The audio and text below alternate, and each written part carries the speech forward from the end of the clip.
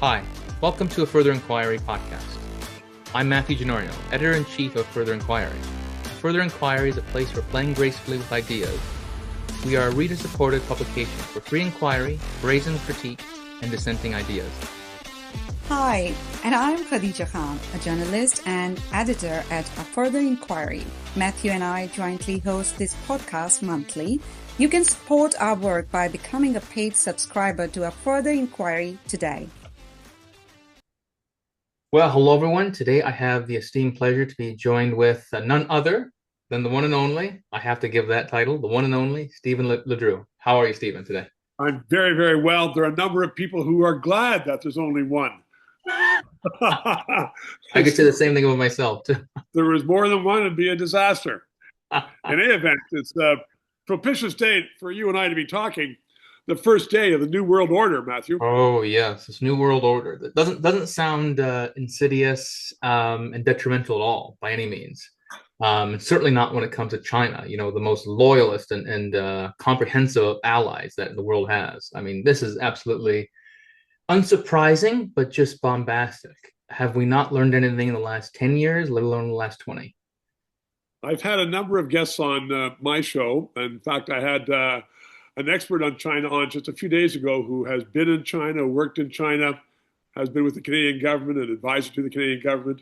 And he was telling people about the insidious nature, not of the Chinese people, but of the Communist Party. Mm-hmm. And how the Communist Party virtually runs everything in China.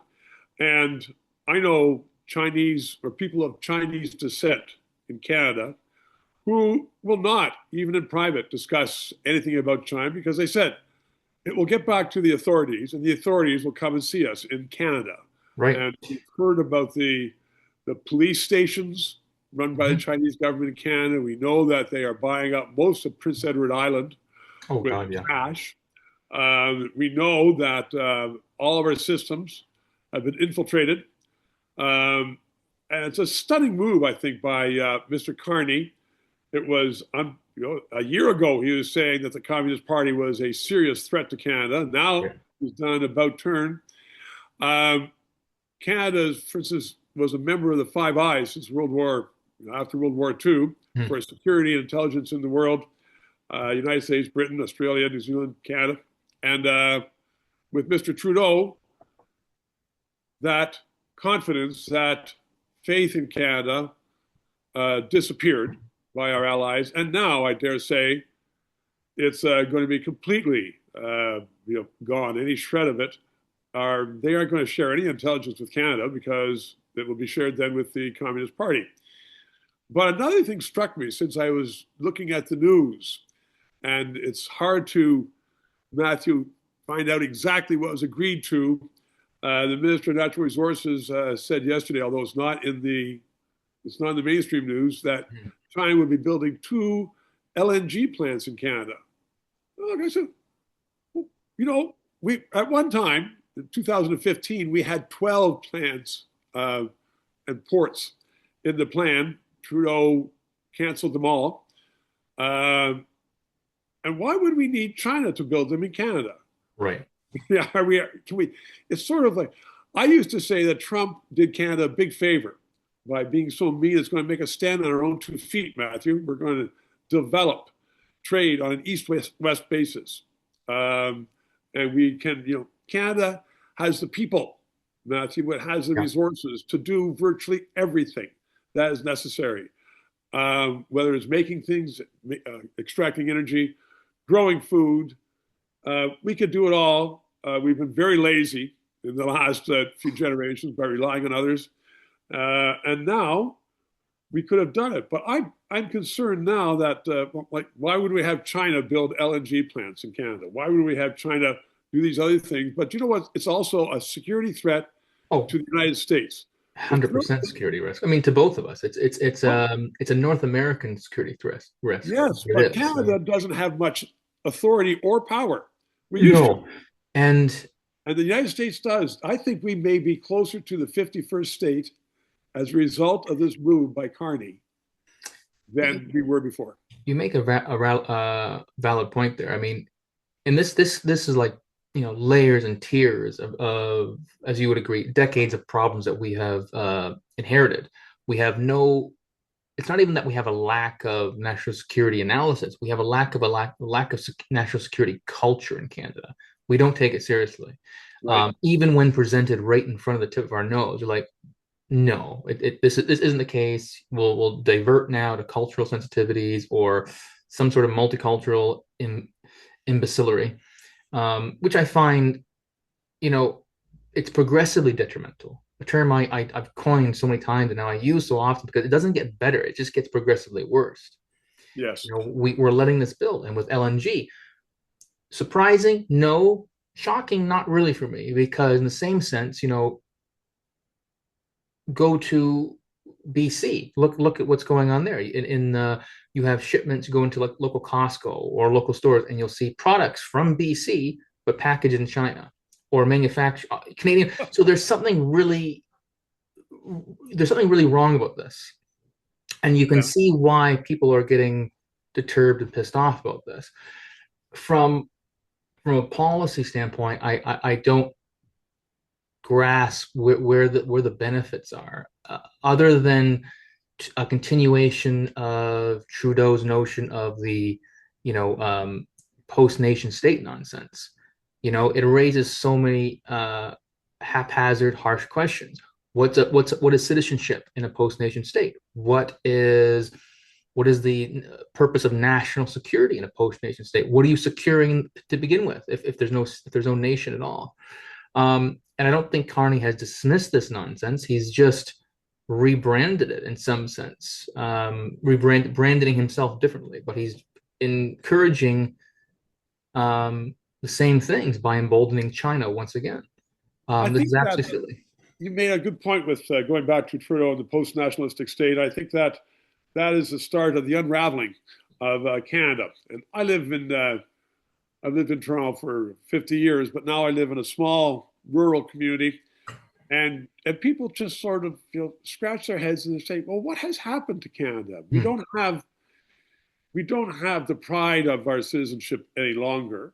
Some people do, but I mean, we have. You look at the incivility going on in Canada. You look at the protests. Well, those aren't protests. Those are paid people who are here to disrupt our society, who are here to change our society. They aren't people, and it's a very dangerous road to go down, but I'm going to do it anyway. Hmm. That when we have immigration, and everybody in Canada is an immigrant or from immigrants, you have to be very careful that we don't go down a racist path. But Canada cannot be the cesspool for the world. Right. And under Trudeau, we have turned into that. We haven't been screening people. We haven't been just accepting people into Canada who we need. If we need more bricklayers, we need more nurses, we need more doctors, bring them in, Hmm. and have them become Canadian. And now we've been bringing in people who have no intention of becoming Canadian. Um, it's fine to be from 70 years ago, Canadian Italian or Italian Canadian, whatever it is, Greek Canadian. Hmm. Now people come here, they have no intention of being Canadian, and we are a weaker society because of it. You can see the weaker bounds in our society from the violence in the streets, from the drug use. Now, part of that has been encouraged by many governments, not Oh, only the Justin Trudeau government, for oh yeah. instance, in BC with the EB government. Heck yeah. I mean, now he's admitted that that was a mistake. Many people have died. You talk to people in Vancouver and Prince Rupert, Kelowna. In Kelowna, I saw a short while ago, one man was responsible for 1,600 uh, uh, illegal acts in and out of the jails. And the people look, they say, authorities are looking, say, oh, that's okay. Well, that's not okay. And open drugs in the street is not okay. Hmm. People living in tents in parks is not okay. So, and there's not one answer to all of that. Some of these people need help, and we should Right. be providing help, whether it's mental health or whatever it is, they need help. Others are just damn thugs. In Toronto, when a woman and her child are walking through a park and someone throws uh, a propane tank, a small one, at her and say, "Get out of my house." Uh, that's insanity. That's lawlessness, and we allow lawlessness to happen. I saw this morning uh, a meeting between a city councilor in Toronto, and it was just community. And they said, you know, we have turned into a lawless society. And he said, "Oh no, we have plans. You know, as councilor, I've got the police coming in, and we're going to deal with this." Well, you haven't the last 5 years. The audience said, "Well, we're getting to it." No, we have low standards of civility now. We have low standards of our public officials. This whole deal with Freeland being telling the prime minister that she's going to be an advisor to Ukraine. Why they would want her after she completely screwed up our economy for 10 years, I have no idea. But then, and then the prime minister gives 2.5 billion to Ukraine. And then a day or two later, she announces she's leaving. "Oh, but I'm not going to leave my parliamentary seat." Well, you can't be an advisor to a foreign government and be a parliament. And so people got upset, and she said, "Oh, I'm going to do that now." We have such low standards, right, in public life. It's unfortunate, but again, it's we are rapidly going down to the lowest common denominator, both in our public officials, Matthew, and our public behavior. And that's a shame. We are, and there's not enough pushback, and it goes back to, I think, not enough, in depth or even just overall understanding of what those standards are and of what things ought to be. I'm not just saying should be; it's a moral thing, what it ought to be, because we do. I mean, one of the things we forget, Stephen, you raise a really key point here. One of the binding factors, people always say, "We're not American, that's what makes us Canadian," and what differs, what connects us should be something we talk about. What connects us as a continent, as North Americans, not just as Americans and Canadians, is the fact that we were both contrived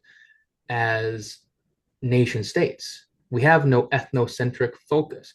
That's something we should take immense pride in.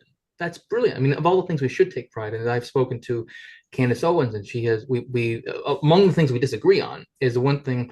As a Canadian, you should be prideful of the plurality of politics because stylistically they're Canadian. Whether you're NDP, whether Quebecois politics, federal politics, Canada, the whole spectrum, left, right, the way they manifest, good, bad. To understand them and to like them or to disagree with them is coming from a Canadian manner. And there's something about that. It used to be, Matthew, right. I would argue, and I agree with you, but that is no longer the case. I mean, it's not the Canadian way to have open drugs on the street. It's not the Canadian way to have thugs accosting just average citizens in the street. It's not the Canadian way to have crime without punishment. And it's not the Canadian way. Well, it's becoming the Canadian way. It's becoming the Canadian way, which is unfortunate. And this is something that people always talk. My background, is my Italian Scottish background, and I don't ever remember. There were neighborhoods, Italian neighborhoods, sure, as wherever you grew up, Irish neighborhoods, whatever. But under Trudeau, and it's not gone away. It's been continued through Carney, is boroughism. People not wanting to become citizens because, I put myself in their shoes. Why would I? What's being promoted? What's being considered? We're just saying, come here and do your thing, as opposed to this is the values that tie us together, not because of some sort of last name or some sort of background, but the values we share, promote, and protect. And we're not allowing that to shine. We're not doing that as we used to. In fact, we are encouraging it not to shine, for people not to become what used to be Canadian. And we're not only encouraging it, but we are paying for it. I mean, we actually pay people, and we would pay for these groups to come, and it's ripping our society apart. Now, it's fine for you and I to talk about this, for others to talk about it. The question is, I would put to you, Matthew, is how are we going to change this? I mean, what's going to happen with with this new world order? And Britain, France, Europe, and particularly the United States, do not trust China, and it's well-founded they don't. So here we are, in bed with them, and we've pulled up the covers as Canada and China. The United States is going to be really upset. Now, we are independent, yes, but we shouldn't be foolish Right. because this, you don't kick a friend in the teeth. And I dare say, both in fact and in sentiment, Matthew, that most people would rather, have dinner or do business with Americans than with Chinese communists. Again, it's Right. not the Chinese people. Mhm.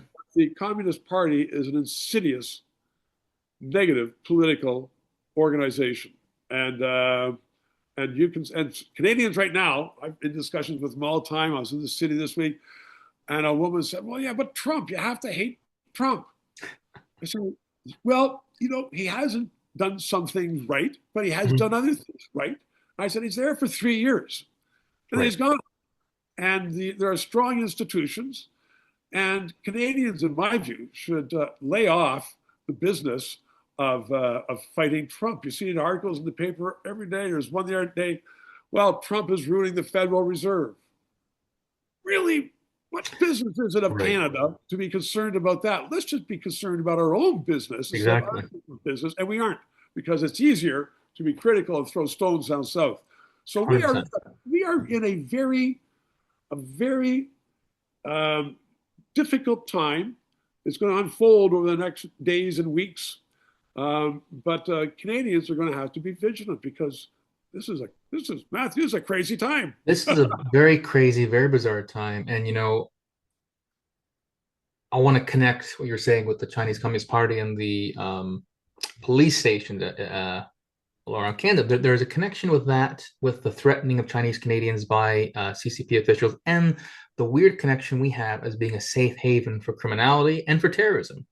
Yeah. And the same reality is true for our Persian Canadians, who are Yes. Iranian Canadians, who are faced threats, who will see somebody in Toronto walking on the streets freely, somebody who's a former commander, former police chief in the IRGC, who's an official should be blacklisted, should not be able to entry into any democratic liberal society, but yet enjoys all the perks. This is a very this is a big problem because unlike when something is put on a terrorist list in the U.S., it has weight, it has preeminent, it has power force to it. Ours Yes. is symbolic. It means really fuck all. It Yes. doesn't really mean fuck all. It means nothing really, other than And because of that, Matthew, we have Canadian citizens. I was speaking to a woman. She was born in Iran. She came here when she was 2 or 3 years old. She is a Canadian. I mean, mm, she lives in Ontario and she works, and she is very glad to be in Ontario, and she has friends in Iran, so she knows mm, what it's like there. And she said, the privileges, the freedom we have here is terrific, except for if you are publicly against Iran right now, you'll get a knock on the door from some Iranian official. mm, So, we have Canadians. This woman's a Canadian. I don't care where she was born. She is a Canadian. And right. so we have Canadian citizens who are being threatened, intimidated by governments other than our own. Mm. It's unbelievable what we are It's, allowing to it's go on. it's the craziest conversation to have with you now. The fact that we're talking about a sovereign, independent nation that is talking about threats from officials from other nations whose officials are allowed to walk freely around, enjoying all the perks while engaging in threats and violence against Canadian citizens. This is the conversation that no rational human being thinks they're ever going to have. This is 10 absurd. years ago, Matthew, we would not be having this because we Oh wouldn't need to no, have it.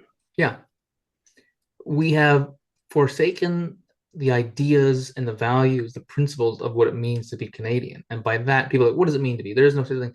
There is. It's a core values. I mean, the fact that we have had a plurality of people, forget multiculturalism, because I'll go on the record, not all cultures are equal. If you're going to come at me, come at me. How many, not all cultures are equal. People are. Oh, you racist. How Oh, can you, how how dare I? can you say that? How Now, dare I? How dare I? People that have is that rights. is the cheap that is a cheap knock. Yeah. And it's interesting now. The leader of the Conservative Party in Britain, the Conservative Party doesn't have a hope in He's hell a he's in a government. Yeah, She, she's she really. is a black woman. Mhm. So she can say, without anybody saying she's a racist, and she has said this, as she said, we are, all cultures are not equal. Mm. Some are very, very undesirable. And we are letting those people into Britain. Right. That she can say that. If that somebody in Canada said that, you would have all of the legacy news, shooting at them. And there is as most bullshit with the woke bullshit with the Trudeau nonsense and all that pertained to him, the Prince of Wokery, um, and even the pro-Palestinian, in reality pro-Hamas crowd. There is a top-down bullshit to this. There are people who fully are aware of what they're doing. They're propagating this. They're pushing it. They are you might say, the managers of this nonsense. Then you have the underlings who are either afraid of speaking up because they might lose their job, status in society, perceived as persona non grata. Then you have people who are just profoundly ignorant, and their ignorance is detrimental to the rest of society because they become the lackeys, the pushers, the people on the street, the people online pushing this nonsense. And you see it now. If people were really sincere, really apathetic and compassionate, and wanting change, wanting to support, uphold human rights, then you should hear every Canadian, every person, regardless left, right, and center, talking about what's going on in Iran. But you don't, because these people have it doesn't suit the narrative. And I think, Stephen, for everything that comes down to what we're talking about today, whether it be Iran, China, the New World Order with Monsieur Carney and his nuttery, it comes down to something we have become so lax on differentiating is the narrative. It's easy just to buy into the narrative instead of really thinking about why this isn't the truth, or why are we perceiving this to be true. Yeah, it is easy. I'm interested when you said the different types of reasons why people are buying into this. One of the oddities in public circles now is every meeting. I saw a meeting of the Police Service Commission in Toronto is Mm. opening up not only with the land acknowledgement that this is we are on this land that we stole. Okay, you're going to give it back? No, but we are going to acknowledge this. And now in Toronto, under policy, they are acknowledging that this is a country built on slavery. Total hogwash. Yeah, that's a blatant lie. It's hogwash. It is, but you have intelligent people, you have educated people propagating this. Why? I think you're Uh, more generous than I am. Intelligent people wouldn't propagate that. well, because they're they want to be popular. They Right. think of popularity. Sometimes the jobs. So we are having a whole public paid class of people, Hmm. whether it be in universities, schools, governments, and pretty soon in Canada, if we don't watch it, we're going to have far more people paid by the few people who Right. are actually working than Right. Well, paid by taxes. But I mean, it's insane. it is insane. It is insane because I've spoken with friends of mine, contacts out in Edmonton on the police force, and they say the same thing. None of them will, and staff sergeants, none of them abide by this nonsense, but yet it comes from internal stuff, either top down, the chiefs, Why? or Why does it come from internal stuff? I hear you. I think you're yeah. absolutely right. But why do we allow this? I think it's a part of something I've really thought about this. I've really thought about this even for a long time. Through conversations with my friend Terry Glavin, through his works, our work, I've really considered this. And I think to myself, all the buffoonery in Canada, all the conflicts politically, policy wise, federally, provincially, back and forth, up, down. I think it's one big conflict stemming from the Constitution. We're always having a constitutional crisis, even on a macro level. I think the fact that we've pushed everything to the courts has made Oh, everything become a matter of conflict. And the fact, which is something we shouldn't take pride in, is the actual length of our Constitution is inconceivable because everything is conceptual, not ideas. That makes everything a little different. I mean, if to be a constitutional lawyer in Canada, I think would be a lot more difficult than being a constitutional lawyer in the US because you have to get into the ideas of concepts and applications of concepts, not just ideas. I think you're absolutely right, and it's also you mentioned the we have replaced politicians with judges. Yeah. In the And case they, of Toronto, where oh God. uh, the elected people said we're going to do away with a lot of the bicycle lanes, and many of them are. I saw a picture the other day. It's perfect. Uh, Was the bicycle lane is absolutely clear of any hmm, ice or snow, and beside it was a sidewalk with a elderly woman with a cane trying to negotiate along because no one had cleared the sidewalk. That's where the hmm, priorities are, and so uh, and then a group of bicyclists went to court, and they got a pretty I know this judge, smart man, hmm. pretty junior, and he said, "Oh, there's a constitutional right in Canada to have bike lanes." I mean, how silly! Of Really, course, how silly of this course, is. of course there Of is. Of course, course there is. everything's Why? run Why by not? judges, and all these people who are appointed, and they know which way they are being paid. They're paid by the Liberal government that appointed them, and this is we are turning into a China ourselves. This That we are being is run by government we are. I think unelected. we're turning into to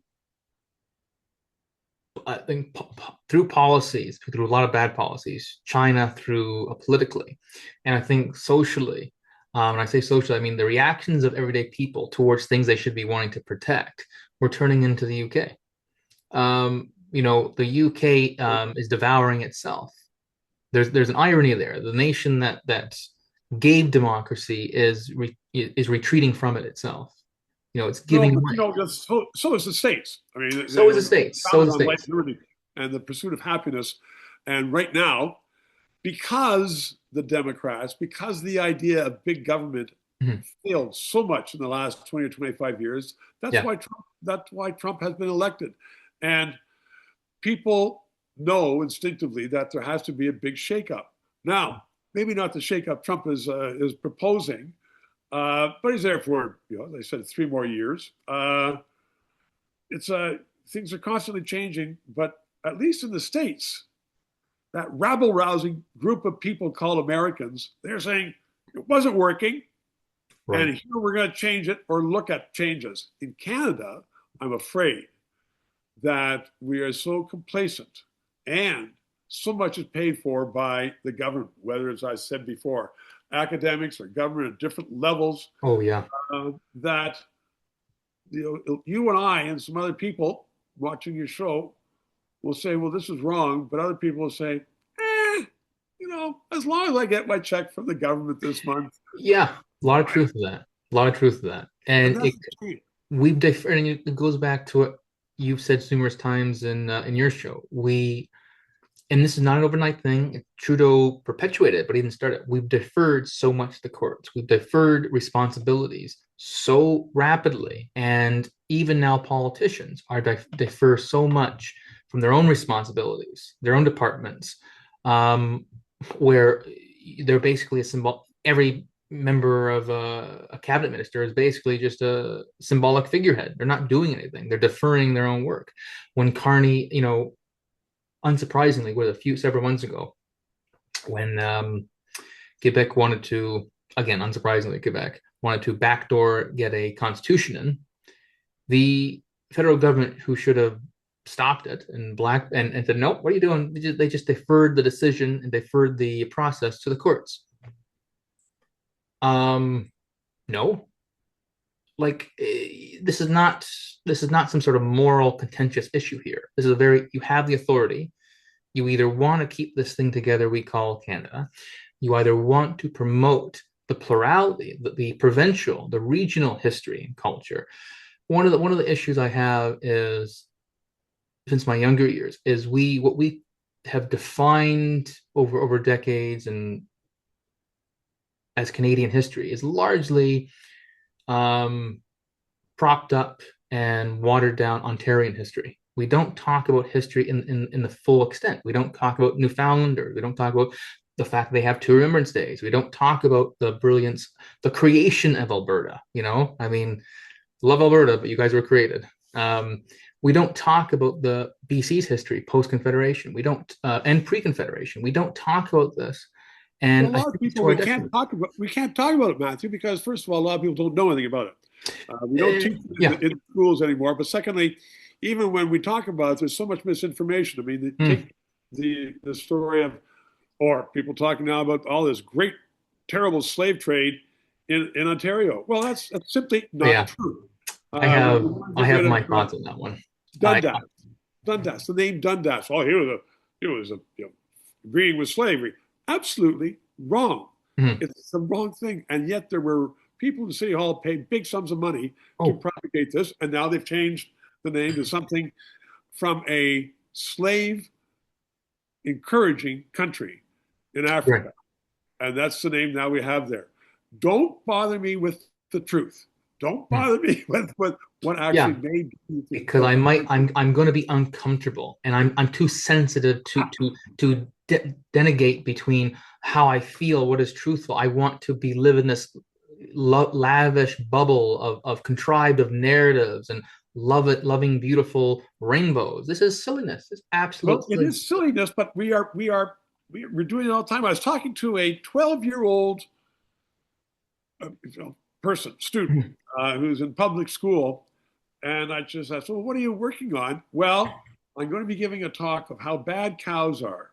I mean, what do you mean? They don't go around killing people? No, but all that methane gas and all the land that is cleared of trees Oh for the my God. pasture and all the water that they consume and how it's just bad to be eating beef from the start to the finish.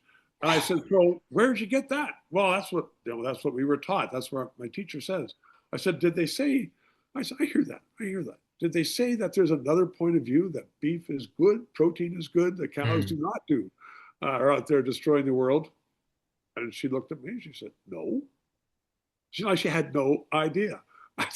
I run into this way too often, and I feel a particular time. I mean, being 34, I feel like I'm still young enough where I shouldn't run into this often. Where people younger than me, and for that matter, people even older than me who are bought into it fully. But it's the ones. It's like it's those who are younger than me who have bought into it. And when you get them thinking, when their gears are going, they're like, "But I've been taught this for so long. I don't know how to not know this." So you put your finger on a very dangerous thing because we have a generation, if not two generations now, who are one completely ignorant. I spoke 2 years ago with a very smart lawyer in Toronto Hmm. who said, I always vote Liberal because they are fighting climate change. And I said, because you think liberals are God? I think climate is always going to change, always has, always will. We Yeah. should deal with pollution, no All right. question about that. But the climate is going to change. We should be dealing more with how to adapt to climate change. I Well, think you're no, onto we got to something fight there. it. I think you're onto something to give maybe more insight, not a full answer, but to give some more answer to your question of how do we go back and why things change. I think you kind of hit on it right there. It's something that's happened in the U.S. and like so much not nuttery. We've imported, as I call it, U.S. originals. We've imported it full lock, stock, and barrel. Is we no longer look at the paradigm of politics as left and right. I don't think we even do that. We look at it as you bad, me good. Oh, yeah, that's My very side's good. good, your side's bad. It only can be that way. And our institutions, Matthew, have welcomed Mhm. a good number of Americans uh, Mm, because they're leaving the states because of Trump. Oh, mm, well, we're going to have all this wonderful brains. Well, one of these wonderful brains who left Yale to come to University of Toronto last week went on, and after the Minneapolis disaster, terrible situation, right. he said, well, he said, they're all Nazis in the States. Well, that is so smart, Mr. Professor, the Mm. big brain from this. I mean, we are important. We are becoming a cesspool for the really stupid people in the world. You know what? So embarrassing. There's something interesting about that too, because I come from a working class background, and I love that. I'm the first in my family to go to university, and I never realized how immensely valuable that was. I never really thought anything, I never knew any different. To be in the ivory tower, to have one foot in academia and growing up, I'm really loving it. And then getting into journalism, but also having, the values of working class. And I find that in society, whether working class or not, things will autocorrect. If something's off course, this is pretty fucked up. We're going to correct this. But there are no mechanisms often in universities, and now we have university officials, policies, just absurd ideas that are going unchecked and are being implemented via political policy. And in a place which should be the last bastion of free and open debate and discussion. Absolutely. University of Toronto, every day I get something saying, we are one of the best in the world and we need more money and pay more money. And I responded back and I said, you are a closed institution. Yeah, you exactly. start to allow debate, I would be glad to encourage it. And University of Toronto used to be a fabulous institution. Mm. Of course, you don't get an answer to that because no one's going to look and say, well, maybe, particularly the political science department at University of Toronto, which is, there's no capitalists there, there's no free energy there, there's nobody discussing ideas. It's all how we are going to implement our regime. Right. So Right. wrong, and it's just so disastrous. I'm Go ahead. I'm not surprised by this though. Like I want to be shocked. Like, oh my God, this is not. But it's become the norm. It's become the default. I So how are we remember going to deal with it, Matthew? how we deal with it. One is we have to. It starts in education. It starts in education. It starts in having and not pushing views of what to think, but on how to think, i.e., being critical. Very good. Very good. How to think. It's a distinction, and we have to also look at the younger generation coming up where they are now fully integrated from a young age that I was never into social media.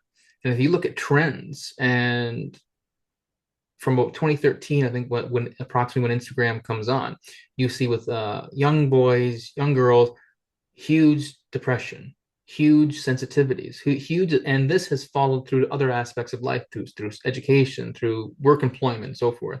The idea of working 5 hours, oh my God, I can't, I have school, like, oh my God, like how do the idea of reality is not sinking in. Yeah, I know it's just how dare we? How dare we make something of ourselves? And we also have to be able to talk, even when even when it's not in agreeing. I don't want to be surrounded by friends who are constantly praising me and agreeing with me. I want to be challenged. We have to get comfortable being uncomfortable. Of We have course. to be with around I don't want to say friends, the word we don't use anymore. I love it. We have to find camaraderie. We have to have good camaraderie in society and with people who we can talk with, and not just to hear an echo chamber of views, but to be challenged on them and understand where they're coming from. But you're being very un-Canadian right now because, Oh, I know. because uh, to challenge. Folks, we are back. Some little tech issues, but your main event has returned. Well, you're going to explain that the tech issue was that somebody in the Communist Party was listening to us. And 100%. We had foreign interference. We had foreign interference, folks. we're going to Not have a lot not more. that anyone's going to mind. I mean, we seem to have an open armed appreciation to foreign interference here. Well, we're going to Um, have a lot more of it, I think, in Canada, and that's okay as long as it's interference and not dictatorship. right. I mean, it's interesting that China is supporting, for instance, the Iranian regime.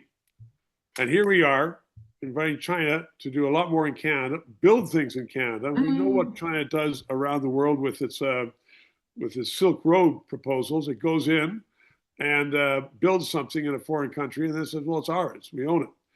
The Communist Party has a terrible reputation, and so everybody in the world, in our world, seemingly is saying that this regime in Iran Mhm. is an evil one. And sure, I don't know how many thousands of people, of their own people, they've shot in the last few weeks of demonstration. That's not exactly. Anywhere, well, estimates, I mean, at the low end, which I don't take to be accurate, 2,000, but you're looking up at 12 to 20,000. And I've heard reports from inside Iran from some compatriots who are saying it's upwards of 50, actually, 50,000. Okay, so there we have our prime Oh, minister going and saying, we are creating the new world order. hmm, And that's exactly what Russia, China, Iran, North Korea want. They want the new world order in their way, which is a closed hmm, society. And here we are saying, oh, just come on in, and we don't like the states anymore. right. It seems insane what's going on in our world. So it's why it's important to discuss it. Absolutely. And I think one thing people have to realize when you're talking about Iran, when you're talking about, well, on a side note, when you're talking about Iran, you have to make sure you're always talking about the regime. You know, I always say I don't call it the regime of Iran, the Iranian regime, but the regime in Iran. They are an occupying force Yes. within the country. And one thing I think too many Canadians, too many people in general, don't fully understand with when you're talking about Russia, Iran, and China, these are not just, your run-of-the-mill authoritarian dictatorships. These are regimes who view themselves as forces of civilization, who are not able to. You cannot be allies with. You cannot have partnerships with somebody who views your very existence as a detriment, as an impediment to their existence. Some partnership. It's a, Yeah, a partnership unto exactly. death. I Um, mean, one of the only few good things we've done, I say minute few good things we've done in the last several years with China is thanks to a friend of ours. I know Burton was on your show recently. Charles Burton, he through his work is to get rid of a lot of the on campuses across university, the Chinese communist funded part, what do you call it? What do you call it? What are those Confucius centers? yeah. Getting those out. So many things were wrong with that. And we've not learned. We've not learned. And I think it's because what's really frightens me, Stephen, really frightens me on this topic, especially with China, with Iran, with this idea of a lack and absence of a national security culture in Canada is these aren't things that are hidden from us. It's not like we're learning it. Oh my God, I didn't know. And like, oh my God, boom, boom, breaking news. These things are happening and incurring their forces right in our midst, and we're being told we have basically we're being gaslit. We're being told no, it's not happening while it's happening. It's very interesting, and it's like the reality. We're in a time where we are really grappling. I don't think with political issues, and I really mean this seriously. Considering all the things we're talking about, all the things we will talk about. Hope to have you on again. That's a little note there. Is I think these are problems of epistemology. We have no idea what's real anymore And as what a is the word society. you use? Systemology? An epistemological crisis. We have no idea what is real. We have systemically Or we don't care what is real, that or we're just so tolerant of everything. We are tolerant of intolerance. We are tolerant of lies. We are tolerant of untruths. And it's becoming a very difficult world because of that. You have people brought up, we talked earlier about people for generations have been told, well, we bring enough repression into our economy, into our society, we will fight climate change. You know what? You know, only nature can do that. We aren't, right. we aren't going to do it. In any event, this has been terrific. I want to thank you for Absolutely. asking me onto your show. Likewise, it's been a pleasure having you on, and look forward to having follow-up episodes and further updates of in your neck of the woods. I look forward to that. See you. Ciao, Cheers. ciao for now. Bye bye.